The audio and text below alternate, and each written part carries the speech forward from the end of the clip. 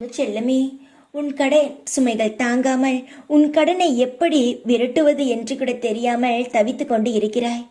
எல்லாமே உன் நல்லதுக்காக நான் இப்பொழுது சொல்கிறேன். உன் கடன் சுமை உன்னை விட்டு விலக வேண்டும் என்று நினைத்தால் நான் சொல்லும் ஒரே ஒரு விஷயத்தை மட்டும் உன் பூஜை அறையில் வைத்துப்பார். அதன் பிறகு உன் கடன் என்பது தானாகவே படிப்படியாக குறைய ஆரம்பித்துவிடும். பூஜை அறையில் என் படத்திற்கு முன்போ இல்லை என் சிலைக்கு முன்போ ஒரு எலுமிச்சம்பழத்தை என் படத்திற்கு முன்பு வை. அது வாரம் ஒரு முறை அந்த எலுமிச்சம்பழத்தை மாற்று.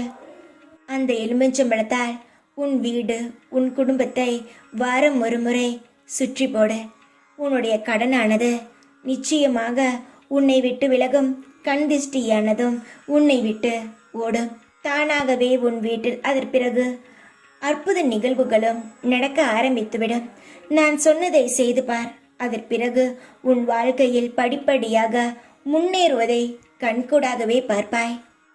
ஒரு பயமும் வேண்டாம். தாராளமாக எல்லாமே நல்லதே நடக்கும். உனக்கு உன் வாழ்க்கைக்கும் உன் குடும்பத்திற்கும் நானே பொறுப்பு. நான் உன்னை பாதுகாக்கிறேன்.